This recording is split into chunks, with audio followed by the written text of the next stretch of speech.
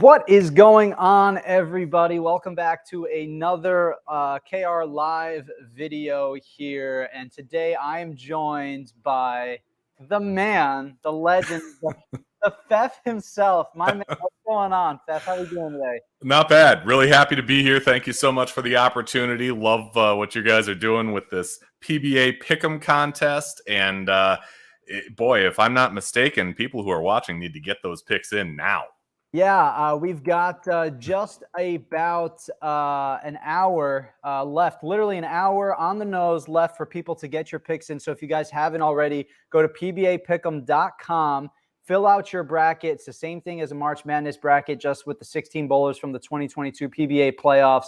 We've got a lot of people that are playing. We're super grateful for everybody's participation. And today, Fef, we're going to get you to participate. Fill out your bracket, give a little bit of analysis and insight as to what you think is going to happen this year. But before we do, let's share this picture that you sent me earlier today, showing this KR Strike Force bag from well over 20 years ago. This is a really cool picture to see, so I appreciate you sharing that with us. Yeah, teammate named Jim Lucas. I started bowling with him in 2001, and he had the bag then. And boy, he just keeps on bringing those bowling balls in that bag. And after 20 years, you need to think about upgrading, which he is. But for now, it's hanging on. It really is. Yeah, well, we love to see the quality products standing the test of time. So great to see there.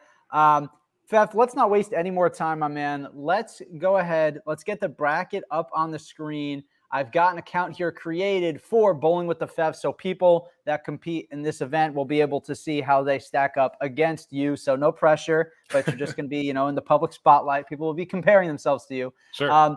But we'll start by going through the left side of the bracket here, and then we'll make our way to the right side of the bracket. The first couple of matches here are going to be the ones that we see today live on FS1. So, Fef, who do you got in this opening matchup between the number 1 seed Jason Belmonte and the number 16 seed Bill ONeil? Wow, not your typical 1-16 matchup, is it?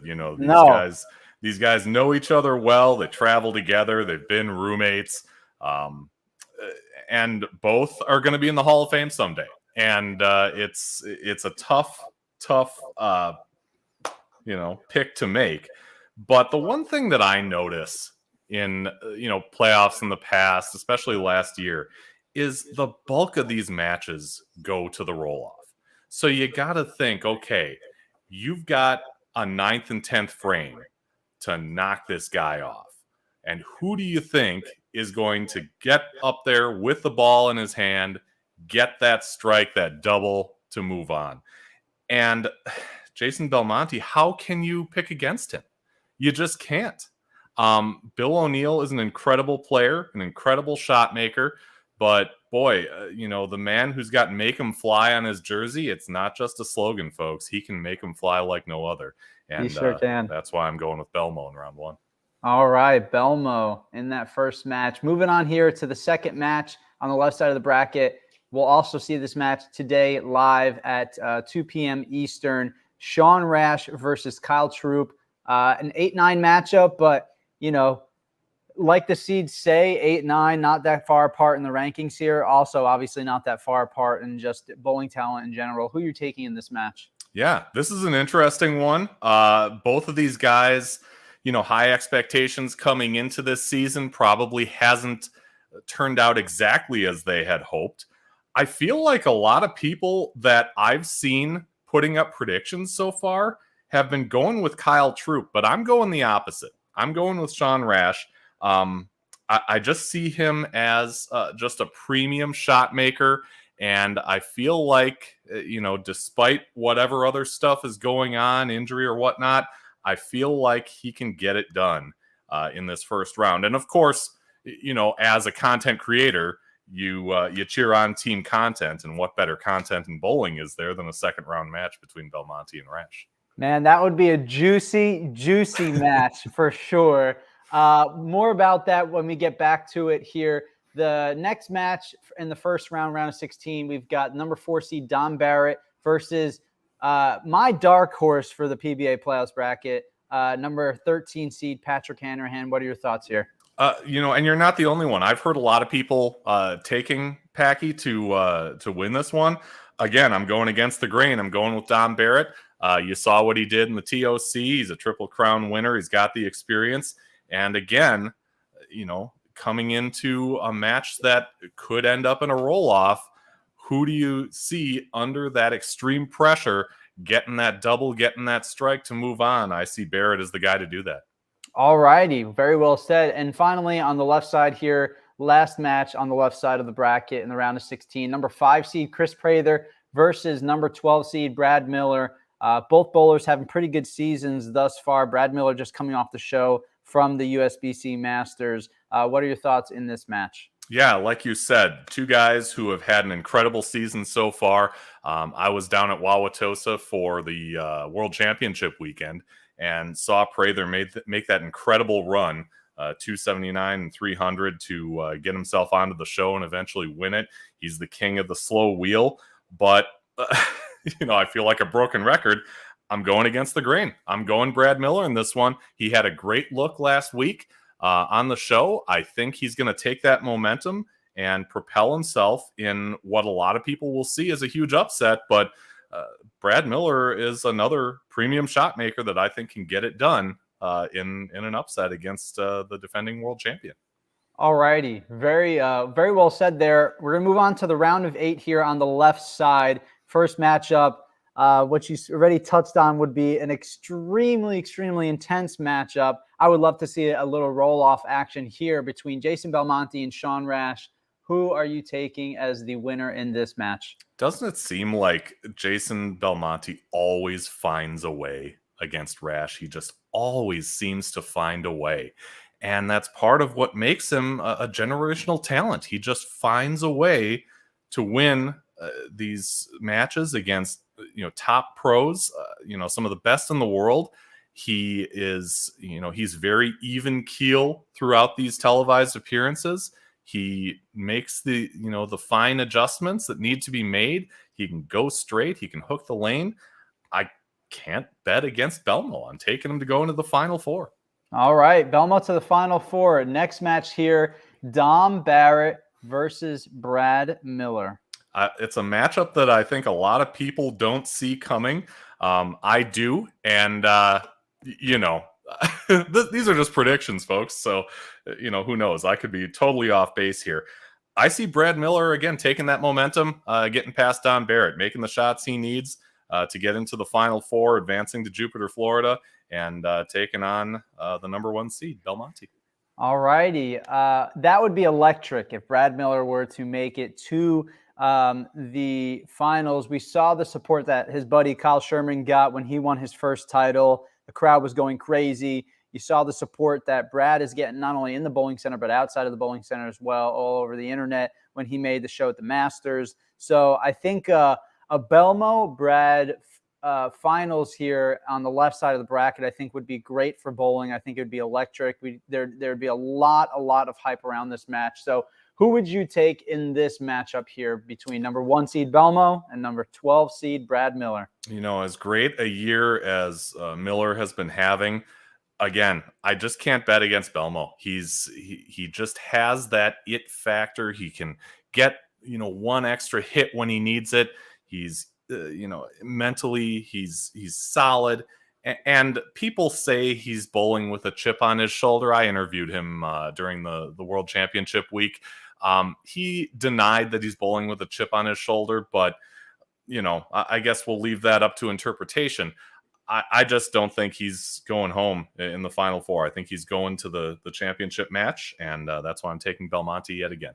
All righty, Belmo. I think you're right there. You got a little bit of a different setup getting there, I think, from what probably most people have, but Belmo to the final, I think, is probably a very popular choice. And I think if we see either Bill ONeil coming out on top in the first round or somebody beating Belmo here in the second round, in the round of 8, I think we could have a lot of brackets that are busted because, man, I really do think that a lot of people are going to have Belmo going to the final match there. So we'll have to wait and see. Great picks there.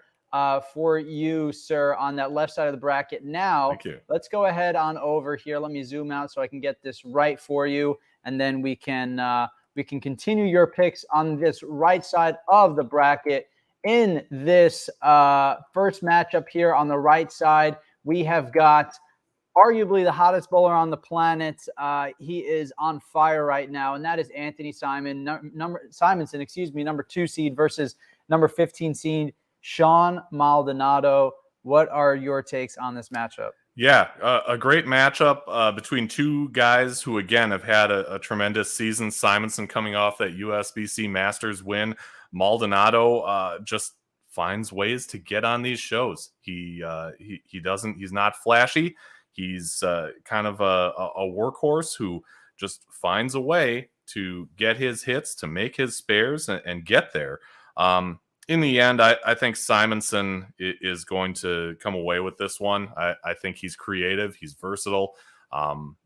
Again, he seems pretty emotional coming off of that Masters win, as a lot of people caught wind of as that show was ending last week. I think he takes that momentum and propels himself into the second round.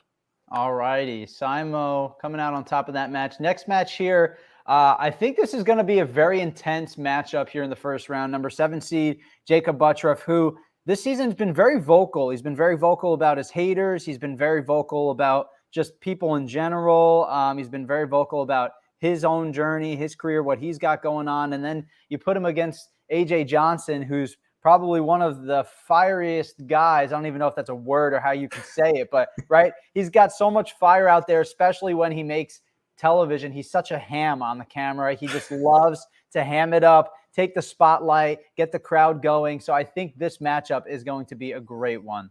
Yeah, two electric personalities.